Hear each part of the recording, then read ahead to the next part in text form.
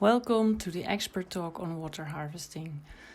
Water harvesting is such an important strategy for NGOs having agricultural projects, and so uses Thubutu Africa Initiatives the strategy. Today it is Paschalia Mbugani and engineer Tarcisius Opita presenting the expertise and experience of Thubutu Africa Initiatives, and they are based in Shinyanga, Tanzania. Have fun listening and learning.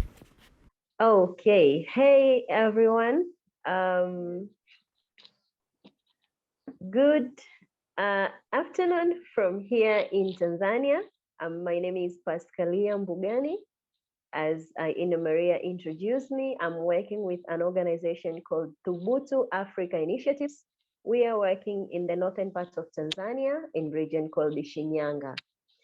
We are happy to meet you all people, and we are very excited to meet you, and we hope you're going to learn something from our presentation today, and we are also going to learn from you. So to go direct to the presentation, as Ina Maria said, we are also the partnering with Impact Direct, and we are looking forward to implement a project that is concerning water harvesting. And as my presentation summary, we will have an introduction, and then we'll have a different types of water harvesting, and we'll see what's as TAI, the Thubutu Africa Initiative strategy in water harvesting, and then we'll see the best practices and the lesson learned.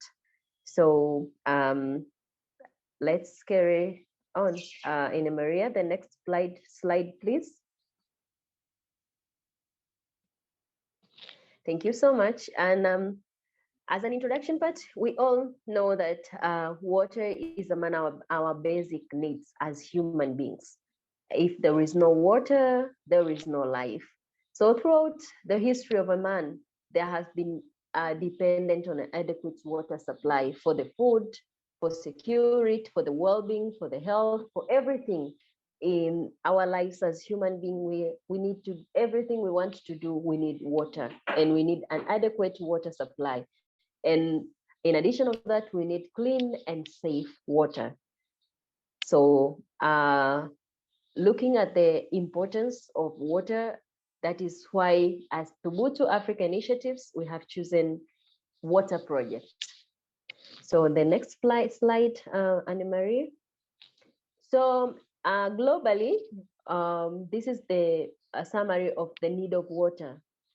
70% of the water is needed for agriculture. And we all know that agriculture is what provides us with food, provides us with several raw materials of industries and other things in our lives. But also industries need water. That's 19% of the global need of water, but also 11% for the municipality. So we still need water in agriculture, and as TAI and our project is also going to respond or to address the need of water in agriculture. That's part of the 70% of the need of the globe. That's part of the 70% of the global need. The next slide, please. Is why do we harvest water? The main cause of growing water scarcity, we know that there is a very high scarcity of water, and that is making a high demand of water resulting from the population increase in the world. We all understand that the population is highly increasing, and the sources of water are becoming scarce. So there is high need of water, and that is why we need to harvest more water so that we can cover the needs of water globally and in globally all around the world. So, for example, the population growth rate in sub-Saharan Africa varies between the 2.2 to 3.8%. That's too high. So that is why we need to harvest water so that we can cover the scarce of water, the gap that is caused by the scarce of water. The next.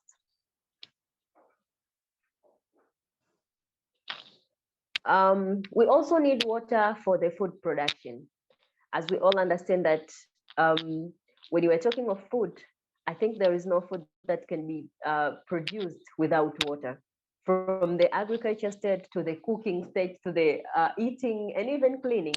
So we all need water for the food production. So that is also why we need to harvest water so that we can produce more food to feed more people in the world. Yep. Next.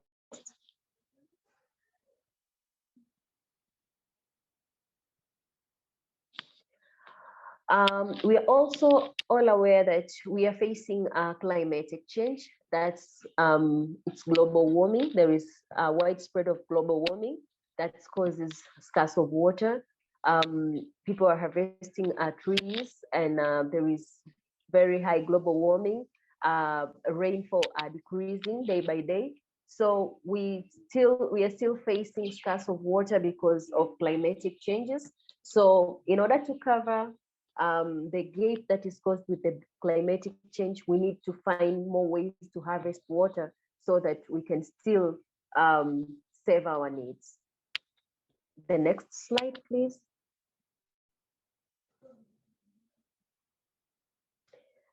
Yes, another reason for why do we need to harvest water is the fact that as the population is increasing, and it is very hard to manage land use and the farming methods. Sometimes people are using land poorly, and they are managing land poorly. We are using poor agriculture farming methods that push communities even closer to the point of vulnerability. Sometimes people are going closer to the water bodies, and then they distract the water sources. And sometimes the land is misused, and that causes water scarce. And that is why we need to harvest water so that we can cover. So looking at that, we need to harvest water so that we can cover the gaps and the causes that causes the we can cover the gaps that are causes with the that are causing the water scarcity globally. So that is why we need to look for the other ways to get water or to save the water. So now we are going to look at the different types of water harvesting systems that we can use or we can learn so that we can harvest water. So the next slide, please. Okay, the first system that we can use is the rainwater harvesting system. That is collecting water from or storing water from the rain, rather than allowing that just the water from the rain to just run off. We can harvest, like the picture as shows that that one way of collecting rainwater. It can be collected from the roofs of our residential houses and directed to a tank or a build like tank as it's seen, but also we can construct wells, bigger wells and or bigger tanks, and collect rainwater to there and then treat them well and then use them for the different uses. So the first way type of water harvesting, it's a rainwater harvesting system. And as we all know that rain is a natural source of water that is we have been given or gifted by God. So we can use the water we can harvest the water and use them for different uses and cover the gate that is we have observed globally. Yes, the next slide. Next slide. That is subsurface sand dam construction. This is a small dam that is built above the ground, and it is built over the season of sand river. That is, the sand accumulates upstreams of the dam and results into the additional groundwater storage capacity. So the dam usually is used to store the water that is passing by the Sand River, so that it can be stored more than just running off. It can be stored at the dam and being used for a longer period of time, more than how it can be used while it is just in the Sand River. So usually these are the seasonal rivers, and most of the time they have water during the rain season. So we can harvest the water from the Sand River, the seasonal Sand River, and store them at the dam for them to be used even beyond the rainfall period. The next slide, please. The other way of harvesting water is construction of shallow wells. This is considered to be shallow because it is less than 50 feet deep at the ground. And the source of the well is an aquifer, and an aquifer is an underground layer of the permeable soil, such as sand or gravel, that contains water and allow the passage of water. So because such kind of land allows the passage of water, the well can be drawn or can be constructed and allow that water to be stored in that well, and people can use as it is seen in the picture. So sometimes they just constructed, or they can just be dug locally, but people can get water and can harvest water from the aquifer. The next.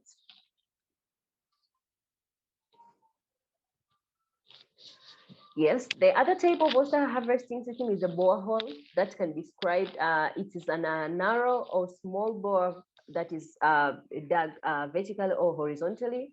Just it is drilled into the ground, and it is there is usually a vertical pipe that acts as an outer shell. That it is used to pass water typically to the it is placed in the bottle, and it is used to pass water typically to the wall or to the tank in order for it to be stored. So the vertical pipe that it is an outer shell or a shaft casing that will be typically placed into the bottle to stop it it is placed to protect the walls from the collapsing, and then protect it so that the borehole can be always at its shape and its space, so that it can so that the pump or the pipes that are connected to the aquifer can the pipe can use to the other water storage tanks. The next slide. So as Thubutu Africa Initiatives, we have chosen the borehole, the water harvesting project, that is its components contain we will dig a borehole or a shallow well. And this project is going to benefit 120 women who are farmers. They are the farmers of green vegetables.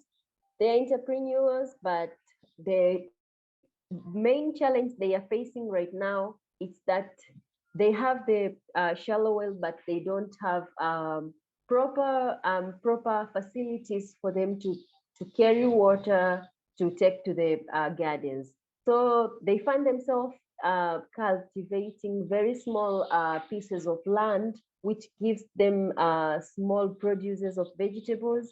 And then they find themselves in the same cycle of poverty. They don't grow, they don't get an extra income from the garden they have. So they approached us, and we thought it's a good idea and it will be a very good project that we dig a borehole or a shallow well, a bigger one, more than the smaller ones they have right now. And we connect it to a submissive water pump that will be supported by solar panels. And the solar pump will be pumping water from the borehole to the, or from the well to the tank.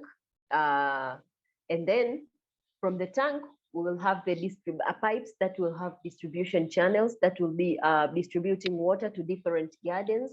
Or they can also connect they can also connect the drip irrigation system that is directly going to their gardens and water the systems, or connect the pipes and watering the systems. More than just carrying the water through their hands in the buckets, they can just now use the pipes to for watering, and they can cover the bigger space and have more produce. But also we are thinking of constructing a traditional cold room for them to store the vegetables. That is very traditional. That is constructed by the sticks and the grass, covered by the roofing. It's roofed by the grasses, but also in between of the sticks, it is made of the charcoal wool. That charcoals are also will be watered every day. That will be producing in the cold room. There will be the charcoal that is watered will be producing cold, and also there will be shelves that where the vegetables are kept there. And that traditional cold room can store vegetables to be very fresh for almost 7 days. So that will help the farmers or the women that we are targeting to, or the beneficiaries that we are targeting, to store their vegetables even for 7 days. And unlike now that they need to sell all the vegetables that they have cultivated. And if not, they will have even sometimes to feed the animals, or to just give away to people because they don't have a way to store them for even a day. Next. So this is the picture on the left side. It's one of the women whom we are targeting, as she's seen watering her cabbages by just a bucket. So that is how they are doing right now, going to fetch water with the bucket and go watering the cabbages. But you can see the space is bigger, and the woman, as she's seen, she's old. So it's a very hard work for them to do it. And they have a very bigger area, but they cannot cover it because of the hard work of the watering. So in the future, we are looking like the right side picture, that we are looking forward to see like something like this, that the women can have pipes and they can water their gardens just as the woman seen, and they can cover a bigger area, they can increase their produces. So this is how we are looking forward to the project. The next slide. Okay, the left picture, this is how their well are seen, are looking right now. So they fetch water from the well as it is seen in the picture with the bucket, and then go to the gardens. Sometimes it's very far because the area is bigger, and water. So you can just imagine carrying 2 buckets this side and this side. The women most of them are at the age of 60 and above. So carrying water, it's sometimes tiresome, and sometimes they end up just having just a very small plot of vegetable garden. But the picture on my right side, as it is seen, this is how the project, when the project we foresee when it will be complete, we can look at the borehole,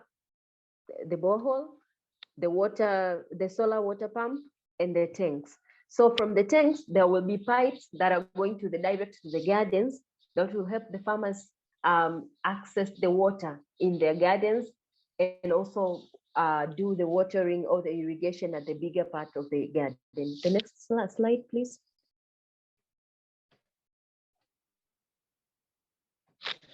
So that's our strategy, and we are looking forward as we are working together with Impact Direct to raise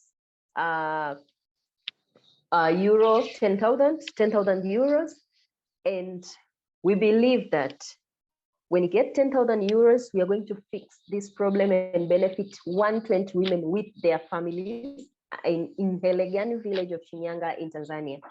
And the group of women will benefit from the project.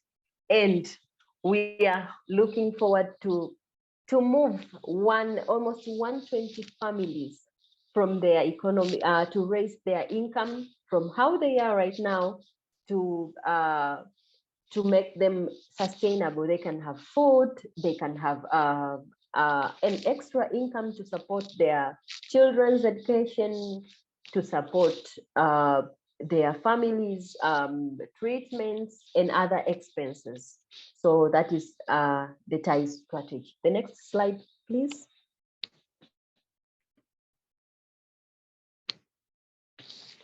So this is the lesson we have learned during our research and our work in this project, that for us, when we invest in irrigation technology, that includes water harvesting, people can farm at the large scale and not at the smaller scale or a small garden as these women have used. But also they can earn more income because they can have enough produce to sell and have more money. But also it can make farming sex and attractive. Unlike having farming as a very hard work, a tiresome and boring, we can make farming attractive and through the technology, the irrigation technology, harvesting water and having, for example, having the drip irrigation systems. Farming is becoming more attractive, easy, and inspiring. But also, agriculture can employ more young people because we all know that the young generation we have are innovative and they need to use technology to have things done. So using the primitive ways of farming sometimes discourage more young people to engage in agriculture. So using technology and the harvesting, water harvesting technology in irrigation and in agriculture can employ more young people because, as I said, farming will be attractive and it will be simplified, so it can employ more young people. But also, this will say will ensure that there is food security because people can harvest more, and it won't be just a season of farming. It will be the whole of the year farming. So we can be assured of food security, but also we can minimize unemployment, as we all know in our developing countries that unemployment is one of the major challenges facing youth. But we can solve it by encouraging more youth to engage in farming, but by using more irrigation and water harvesting technology and employ more youth and at least cover the gap of unemployment in our countries. Yes. So that's it for Thubutu Africa. That is our project. And for more information, you can visit our website. That is www.thubutuafrica.org. So thank you so much, guys, for listening.